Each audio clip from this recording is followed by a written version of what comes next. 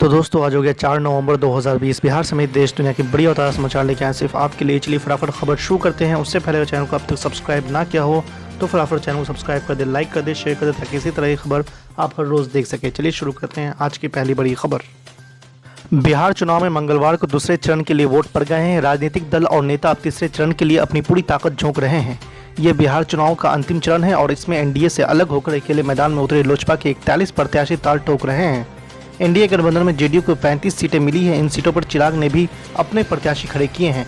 लोजपा के अन्य प्रत्याशियों में 4 वीआईपी, एक भाजपा और एक हम के खिलाफ चुनाव लड़ रहे हैं। बिहार चुनाव में चिराग लगातार भाजपा के पक्ष और जनता दल के खिलाफ बोल रहे हैं। ऐसे में एनडीए में शामिल दलों के खिलाफ मैदान में उतरी लोजपा का इन सीटों पर कैसा प्रदर्शन रहता है, इस पर सबकी निगाहें होंगी। आपको बता दें कि चिराग पासवान लगातार ऐलान कर रहे हैं कि चुनाव के बाद बिहार में भाजपा और लोजपा की सरकार बनेगी, लेकिन इस चरण में एक सीट पर भाजपा के खिलाफ भी लोजपा मैदान में है। हालांकि लोजपा इसे दोस्ताना लड़ाई कह रही है। तीसरे चरण में लोजपा के टिकट पर ताल ठोक रहे हैं कई प्रत्याशी भाजपा के बागी हैं। आज की दूसरी बड़ी खबर। कांग्रेस के पूर्व राष्ट्रीय अध्यक्ष राहुल गांधी ने मंगलवार को कहा है कि प्रधानमंत्री नरेंद्र मोदी ने 2 करोड़ लोगों को रोजगार देने का वादा किया था, पर इसे उन्होंने पूरा नहीं किया। वादा करके वो भूल गए हैं।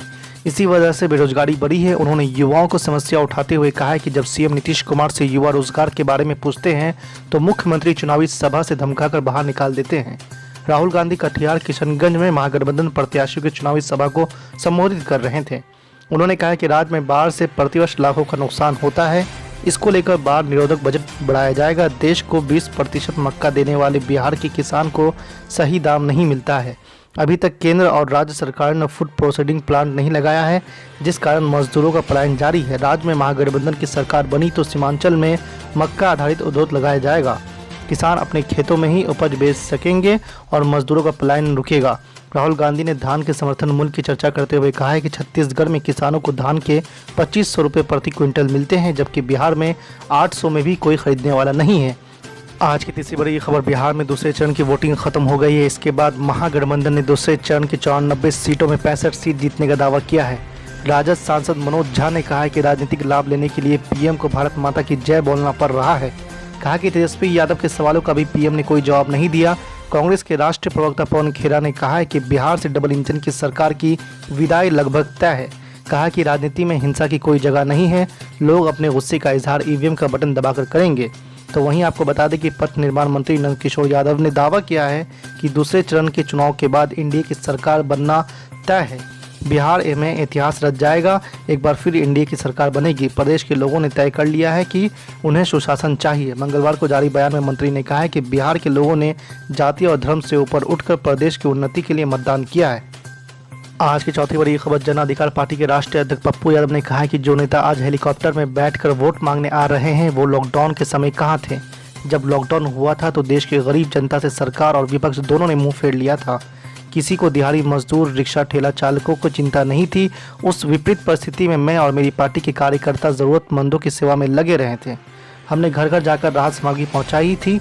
हम सेवादार हैं और हमेशा जनता की सेवा में लगे रहते हैं।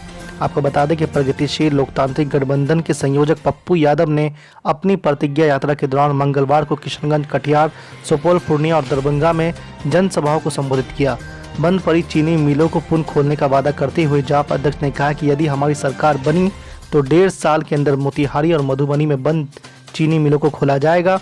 इससे बिचौलियों को दूर कर दिया जाएगा। पप्पू यादव ने कहा कि इस बार जनता भ्रष्टाचारियों का अंत करने का मन बना चुकी है। जिन लोगों ने बिहार को डुबाया है इन्हें करारा जवाब मिलेगा। आज की पांचवी बड़ी खबर। ऑल इंडिया मजलिस इत्तेहादुल मुस्लिमीन के प्रमुख बैरिस्टर सदरुद्दीन ओवैसी ने बिहार में एक चुनावी जनसभा को संबोधित करते हुए भाजपा और कांग्रेस से पूछे तीखे सवाल। पूछिए इन कांग्रेस के लोगों से, पूछो इन कांग्रेस के लोगों से कि नरेंद्र मोदी की सरकार के सामने अगर किसी ने बेबाक तरीके से हुक्मरानों की आंखों में आंखें डालकर पूरे भरी पार्लियामेंट में हमने खड़े होकर कहा ये CAA NPR NRC का कानून भारत के आईन और भारत के संविधान के खिलाफ है, ये मजहब की बुनियाद पर मुसलमानों से नाइंसाफी करता है। और हमने नरेंद्र मोदी की सरकार के सामने, ये कांग्रेस के 55 MP हैं और हमारे 2 MP हम लोग, हमने खड़े होकर 540 की भारत की संसद में नरेंद्र मोदी के 308 एमपीओ के सामने उस कानून को फाड़ कर बता दिया कि हम इस कानून को नहीं मानते। ट्रिपल तलाक का मसला आया,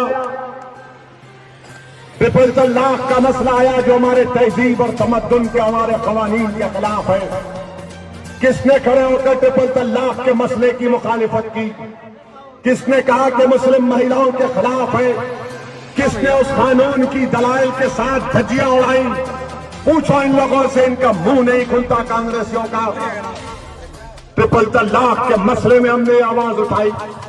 दिल्ली में फसाद हुआ, 20 से ज्यादा मसाजिद, दरगाहों को जला दिया गया, ये नुकसान पहुंचा दिया गया। 60 से ज्यादा लोग मर गए, मार दिए गए। एक बड़ी तादाद उसमें अकलियतों की थी। भारत की संसद में अमित शाह होम मिनिस्टर के सामने अगर किसी ने उठकर कहा कि भारत के होम मिनिस्टर, दिल्ली में जो फसाद हुआ है वो फसाद नहीं है, वो नरसंहार है और 20 से ज्यादा मसाजिद को नुकसान पहुंचाया गया। मरने वालों में यकीनन हिंदू भी और मुसलमान है, मगर ज्यादा तादाद मुस्लिम अकलियत की है। बताओ क्या कांग्रेसियों ने मुंह खोला? नहीं खोला। CAA का एहतजाज आप तमाम ने किया, क्या कोई कांग्रेसी आया? क्या कोई राजद का आया? क्यों नहीं आए? वो कहते अगर हम आएंगे तुम्हारे साथ ठहरेंगे तो हम बीजेपी को वोट मिल जाएगा, हमको नहीं मिलेगा। अरे मुझसे नाइंसाफी हो रही है, भारत से भगाने की मेरी तैयारी की जा रही है और इनको अपने वोट की पड़ी है। ये इनका कांग्रेस का असली चेहरा आपके सामने है। और ये लोग हम पर इल्जाम लगाते कि मजलिस इत्तेहादुल मुस्लिमीन का MP असदुद्दीन ओवैसी बड़ा जज्बाती है, वो जज्बाती बात करता है।